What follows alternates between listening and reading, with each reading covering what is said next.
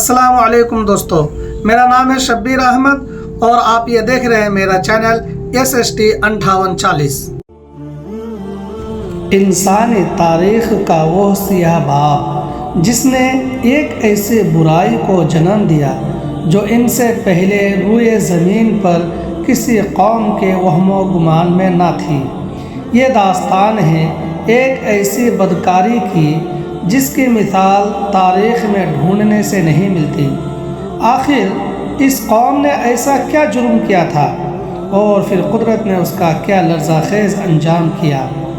یہ کہانی شروع ہوتی ہے عراق کی شہر عرب سے، جہاں حضرت لوط علیہ السلام کی ولادت ہوئی۔ آپ حضرت ابراہیم علیہ السلام کے بھتیجے تھے اور ان کے والد کا نام ہاران تھا۔ آپ ہی وہ خوش نصیب تھے جو سب سے پہلے حضرت ابراہیم علیہ السلام پر ایمان لائے۔ اللہ نے آپ کو نبوت کا تاج پہنایا اور اہل سدوم کے لیے منتخب فرمایا۔ آپ کی دعا میں وہ اثر تھا کہ آسمان بادلوں سے بھر جاتا اور خشک زمین سیراب ہو جاتی۔ معجزہ یہ تھا کہ جس پتھر پر آپ سر رکھ کر سوتے وہ موم کی طرح آپ کا سر مبارک کا نقشہ لے لیتا۔ سدوم وہ علاقہ جہاں حضرت لوط علیہ السلام کو بھیجے گئے۔ یہ شہر چاروں طرف ہریالی تھی، حد نگاہ سرسبز لہلہاتے کھیت، اناج اور باغات کی فراوانی تھی۔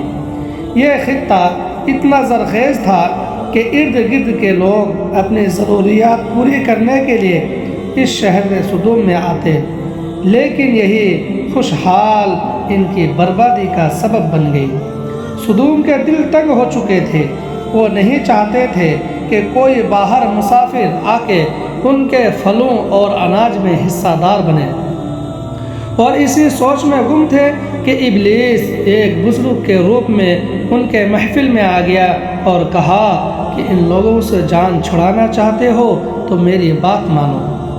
اگلے دن وہی ابلیس ایک نوجوان خوبصورت چہرہ لے کر آیا اور انہیں ایک ایسا گھنونا عمل سکھایا جو فطرت کے خلاف تھا۔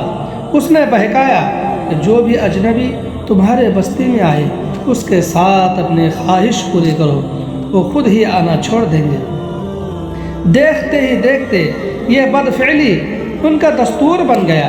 حیا کا جنازہ نکل گیا۔ کیا امیر، کیا غریب، کیا سردار، کیا مزدور، یہ بیماری ہر گھر میں کینسر کی طرح پھیل گئی۔ مسافر و خاص کر خوبصورت نوجوانوں کو شکار بنانا ان کا پسندیدہ مشغلہ تھا۔ تلمود میں لکھا ہے کہ یہ لوگ انتہائی ظالم اور دھوکے باز ہو چکے تھے۔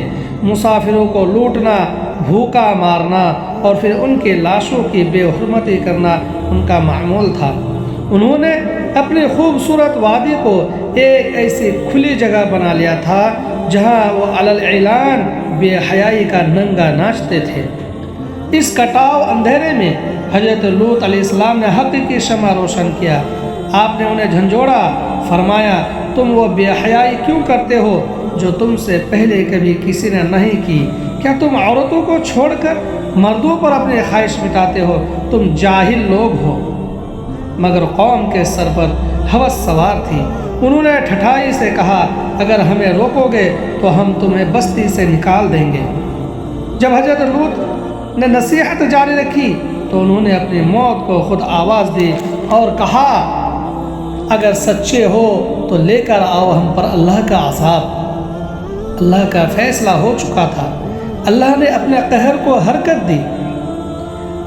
3 عظیم فرشتے جبرائیل علیہ السلام، میکائیل علیہ السلام، اسرافیل علیہ السلام خوبصورت نوجوان لڑکوں کی شکل میں زمین پر اترے۔ جب یہ مہمان حضرت لوط کے گھر پہنچے تو نبی سخت پریشان ہو گئے۔ انہیں اپنے قوم کی درندگی کا علم تھا۔ حضرت لوط علیہ السلام ڈر گئے کہ ہوس کے پجاری ان مہمانوں کے ساتھ کیا کریں گے۔ گھر کے اندر غداری پل رہی تھی۔ حضرت لوط کی بیوی وائلہ جو دراصل منافق تھی، اس نے چپکے سے قوم کو خبر دی کہ لوط کے گھر خوبصورت حسین 3 نوجوان آئے ہوئے ہیں۔ یہ سنتے ہی ہوس کے پجاری ہجوم پاگلوں کی طرح آپ کے گھر کی طرف دوڑ پڑے۔ حضرت لوط علیہ السلام نے دروازہ بند کر لیا اور فریاد کی، اے میری قوم، اللہ سے ڈرو، مہمانوں کے سامنے مجھے رسوا نہ کرو۔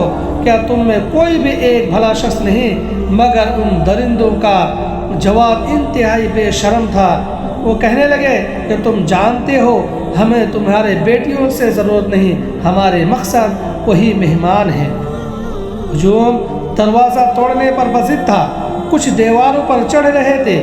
حضرت لوط علیہ السلام کی بے بسی دیکھ کر فرشتوں نے حقیقت سے پردہ اٹھایا اور کہنے لگے کہ اللہ کے نبی، گھبرائیے مت، ہم آپ کے رب کے بھیجے ہوئے فرشتے ہیں، یہ آپ تک نہیں پہنچ سکیں گے۔ جبرائیل علیہ السلام نے اپنی پر کا صرف ایک کونا انہیں مارا، اس وقت ان سب کے آنکھوں کے ڈھیلے باہر نکل پڑے اور وہ اندھے ہو گئے۔ فرشتوں نے حکم دیا کہ رات کے اس پہر اپنے گھر والوں کو لے کر باہر نکل جائیے اور خبردار کوئی پیچھے مڑ کر نہ دیکھے۔ حضرت لوط علیہ السلام اپنے اہل خانہ کے ساتھ نکل پڑے، لیکن کچھ دیر جا کر آپ کی بیوی کی منافقت کی خون کی رگیں اس طرف دیکھنا چاہا۔ جب اپنے قوم کا مڑ کر دیکھا، اسی وقت اس کے سر پر پتھر گر گیا اور وہ آج تک ایک پتھر ہی پتھر بن کے رہ گیا۔ اللہ کے حکم سے حضرت جبرائیل علیہ السلام نے پوری بستیوں کو اپنے پروں سے اٹھا کر اور اسے آسمان کے بلند ترین عمارتوں پر لے گئے، اور پھر اچانک اس بستیوں کو اوندھے منہ گرا کر ملیامٹ کر دیا۔